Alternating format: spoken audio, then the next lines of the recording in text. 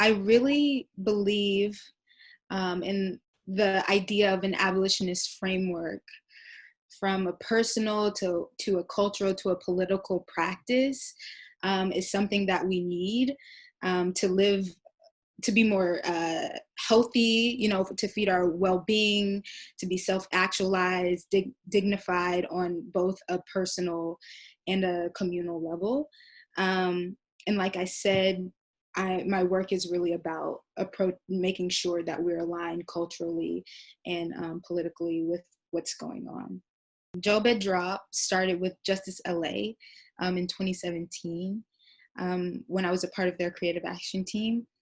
And this version that has kind of evolved was an extension of my senior project. So the goal was to have different access points to this conversation, so people are connecting to our personal experience via the performance as it relates to some of these ideologies that uphold the PIC.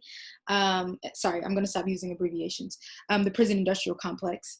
And then you have these personal stories from system-impacted people. And system-impacted people are both folks formerly incarcerated, currently incarcerated, and the family members of those folks as well. Because those are great impacts that also need to be included in the conversation.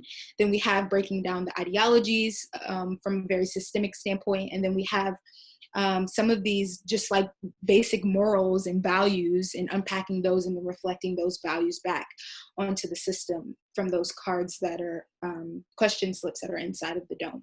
We've had people, write things about the work. And I think it really opened a lot of conversations for people in this idea of abolition, because I think when it first started, it wasn't a mainstream conversation.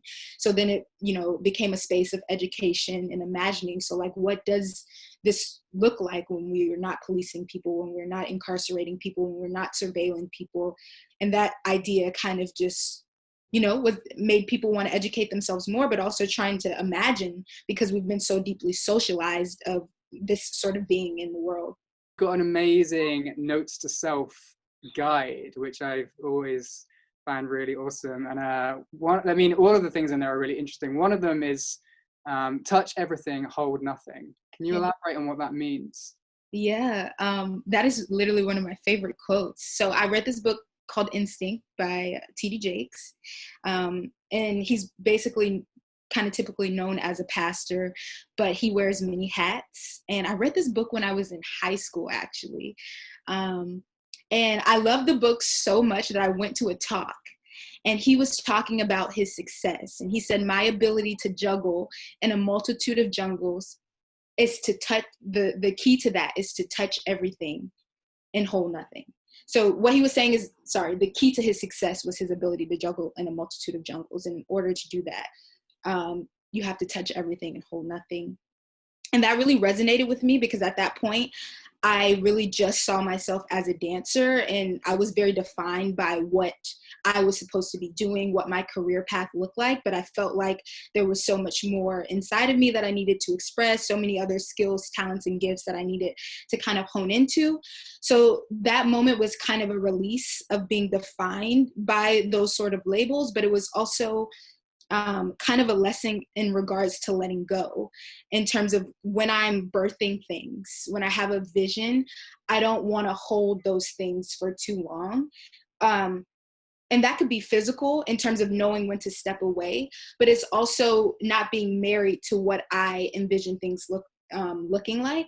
So in a lot of my work, I feel like it's evolving outside of myself, because it's not like I want it to be this way and this is how it's going to turn out. I have to let it do what it needs to do. And that shifts from many different standpoints. And it just feels so beautiful in so many ways when those moments of alignment come. But if I try to hold it for too long, then I stifle what it's supposed to be. And so that kind of constantly reminds me of that. But I feel like there's so much to unpack in that quote. And every year it's kind of teaching me more and more. But right now I feel like it's like, don't be defined by these labels that you have chosen for yourself, but also learn when to take your hand off of things, let things grow and evolve as they need to, because it's not yours, like it's coming through you.